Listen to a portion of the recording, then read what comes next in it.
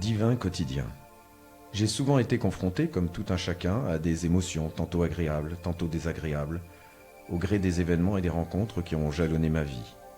J'ai cherché à les mettre en mots, à travers des discussions, des lectures, et bien entendu ma propre réflexion. Cette quête de mots pour le dire est le lot quotidien de tout être humain, qui a un besoin vital de digérer tout ce qui lui arrive. Chacun cherche des explications ou des repères pour extérioriser ce qu'il ressent et l'articuler avec le monde qui l'entoure, pour donner du sens à sa vie. La philosophie, la psychanalyse et la spiritualité sont des manières parmi d'autres d'y parvenir, car elles donnent un sens à la vie, en donnant un éclairage, en permettant un va-et-vient incessant entre ce qui se passe au dehors et à l'intérieur de nous. Elles sont parfois difficiles d'accès, souvent supplantées par les manipulations dont nous sommes constamment l'objet de la part de décideurs politiques, des religions ou du monde marchand, grâce à la complicité des médias. Leurs tentatives d'explication du monde extérieur, voire de mes propres émotions, m'ont souvent mis mal à l'aise, car elles ne me semblent pas correspondre à la réalité, à ma réalité en tout cas. Au contraire, je sens comme une volonté de nous endormir, de nous maintenir dans un cocon bien confortable, pour nous éviter de penser par nous-mêmes et de proposer des alternatives à un système bien établi. Car ce système ne vise pas le bonheur des humains. Il laisse la plupart des gens sur le bord du chemin. Il cherche sans cesse à nous culpabiliser pour mieux nous manipuler. Il est fondé sur un seul message au fond. Si ça ne va pas, c'est la faute de l'autre. La peur et son corollaire, le jugement, sont ses armes, que les détenteurs du pouvoir de communiquer utilisent pour nous empêcher de nous ouvrir, de changer, de nous éveiller.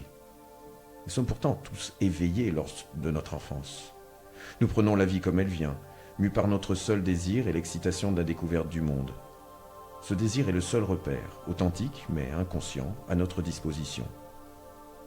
Mais au fur et à mesure que nous devenons adultes, nous nous laissons glisser dans une sorte de léthargie, dès que nous avons des responsabilités, de l'argent à gérer, du confort matériel, du pouvoir, des relations sexuelles ou professionnelles. Être éveillé, c'est ouvrir les yeux sur ce que voient les enfants, la beauté et la poésie de toute chose qui nous entoure, la vérité toute nue de notre âme, la divinité de toute chose en fait, et aussi sur l'immense besoin que nous avons d'être aimés et que nous transférons sur nos relations avec les gens et les objets.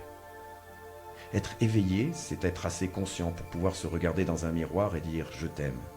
C'est à tout moment être assez ouvert pour ne pas se juger ni juger les autres.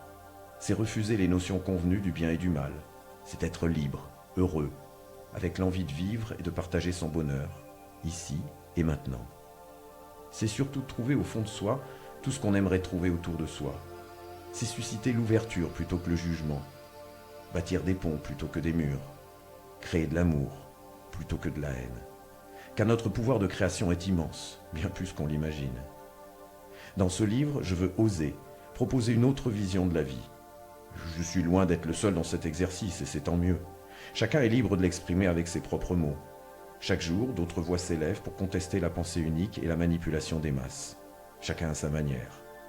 J'ai choisi la non-violence sans pour autant nier que la violence existe, tapie au fond de chacun de nous. Sans pour autant nier que la vie n'est pas toujours une partie de plaisir. Mais l'amour aussi existe en chacun de nous. Il suffit de l'appeler, de le réveiller, et il est là, éternellement. Prêt à nous conduire, en adulte, sur le chemin du bonheur.